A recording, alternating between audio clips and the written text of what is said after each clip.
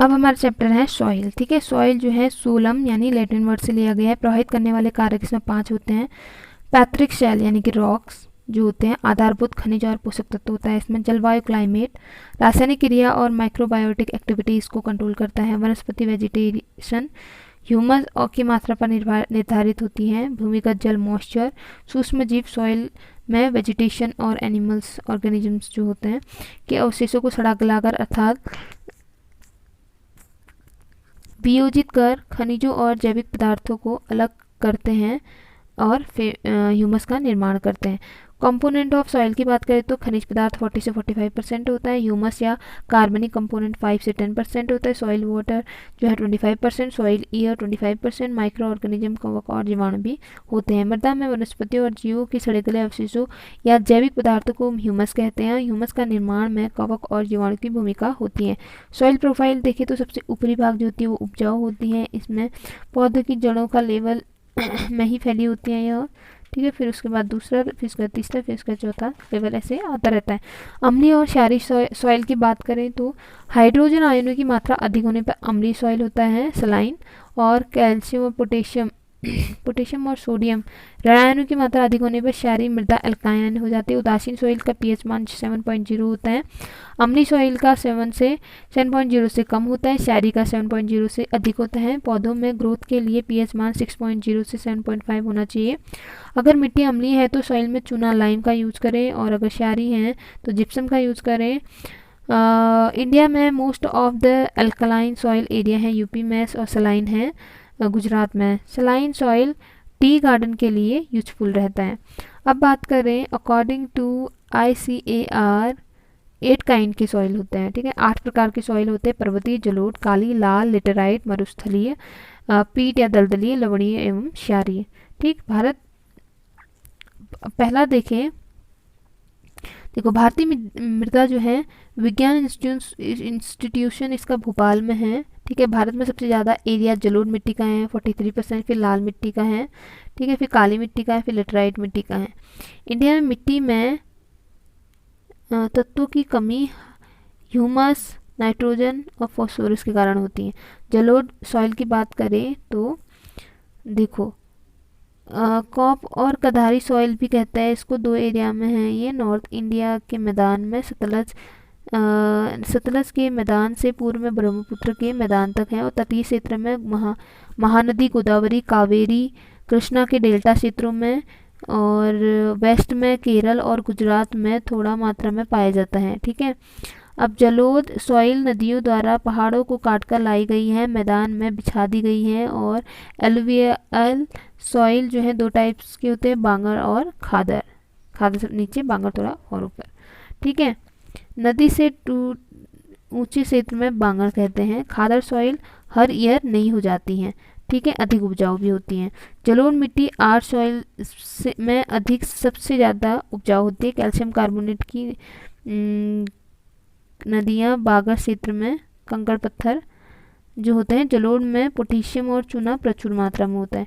Red soil की बात करें तो दूसरा सबसे लार्जेस्ट सॉइल एरिया है ये, 18% की एरिया पर आता है। लोहे के ऑक्साइड के कारण लाल रंग का होता है। साउथ इंडिया और पठारी इंडिया के ईस्ट साइड में रेड सॉइल सबसे ऊपरी सबसे ज़्यादा जो है तमिलनाडु में कम वर्षा वाले क्षेत्र में की मिट्टी है। खाद्यान्नों की खेती नहीं की जाती है बड़ी मात्रा में। ब्लैक सॉइल की बात करें तो कपासी मिट्टी भी, रेगुर लावा यूपी में है। केरल सॉइल कहते हैं इसको, करेल सॉइल इंटरनेशनल लेवल पर चेरनोजम कहा जाता है। मालवा पठार पर भी पाया जाता है, और महाराष्ट्र में सबसे ज़्यादा पाया जाता है। जल धारण करने की क्षमता सबसे अधिक होती है। कपास सबसे ज़्यादा गुजरात में कपासी मिट्टी है, महाराष्ट्र में सबसे ज़्यादा।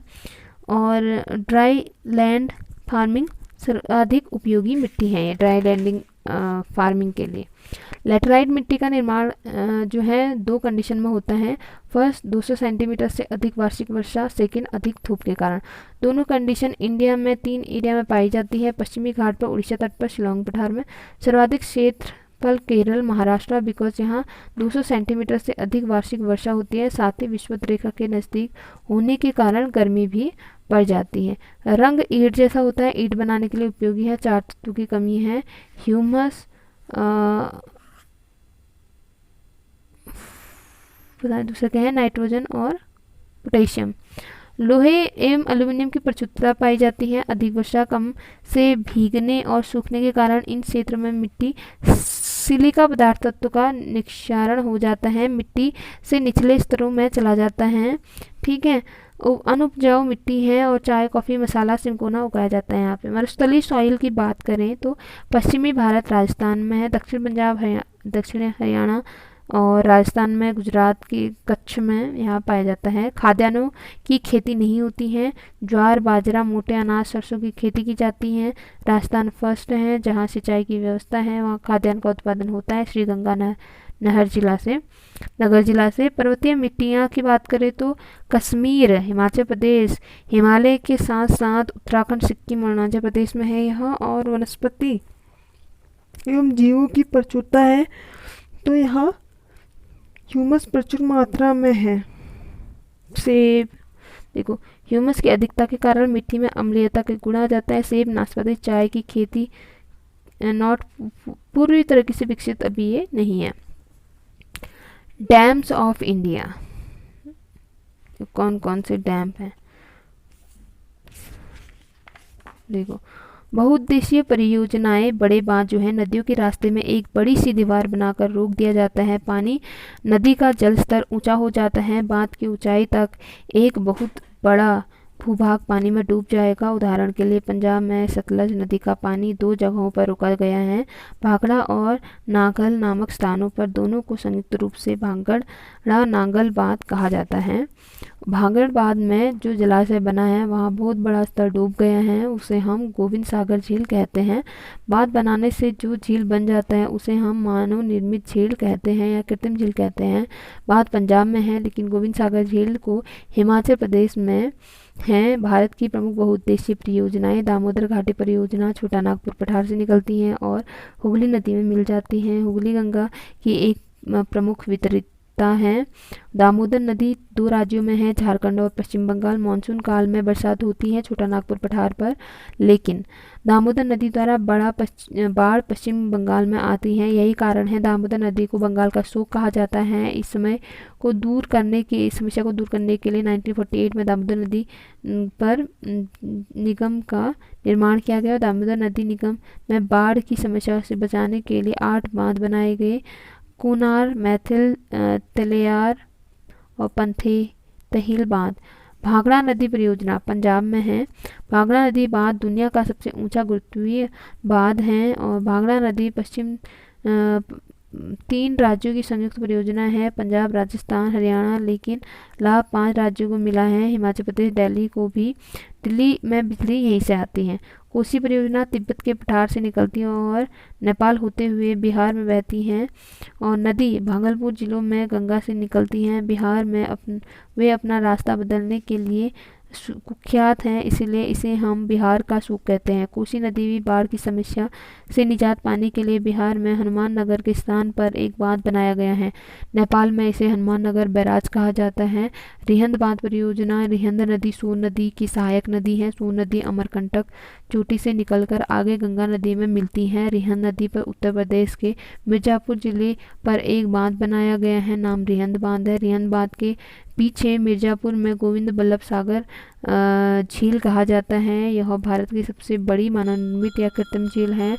मिर्जापुर जिले में यह यूपी और एमपी का सीमा पर है। चंबल परियोजना, चंबल नदी मालवा पठार से निकलकर यमुना नदी पर मिलती है, इटावा के पास मिलती है। चंबल नदी के पानी का प्रयोग करने के लिए इस पर 3 बार बांध बनाया गया है, जौहर सागर, राणा प्रताप सागर, गांधी सागर। ठीक है, और देखो जौहर और राणा प्रताप राजस्थान में है और गांधी सागर एमपी में है।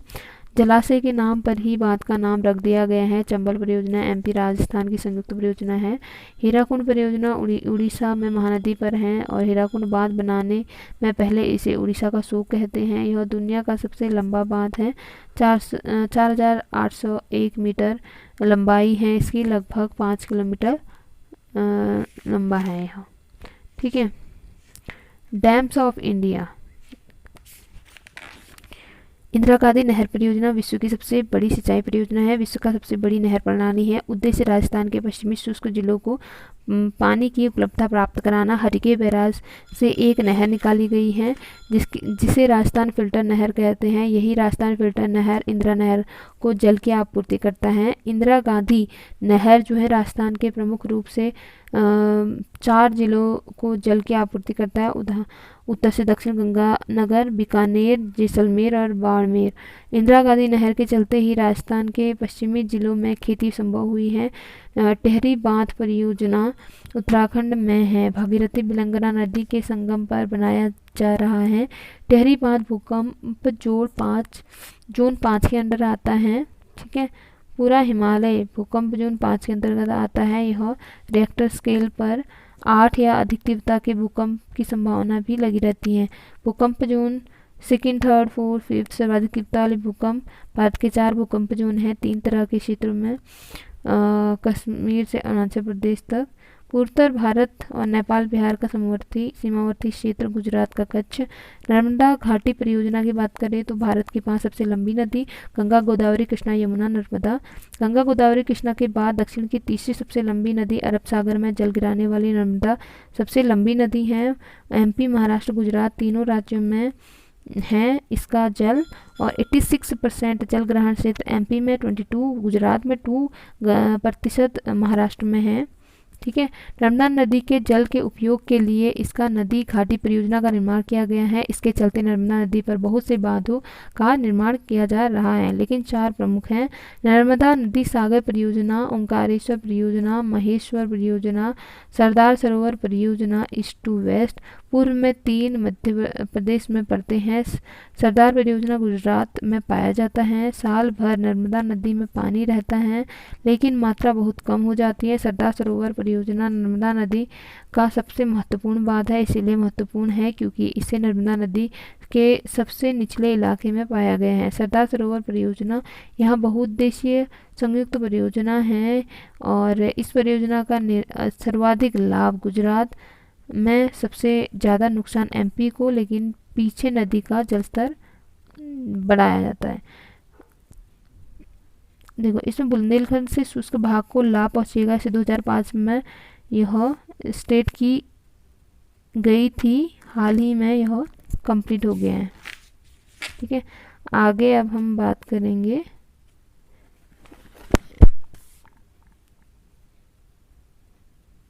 नदियों की।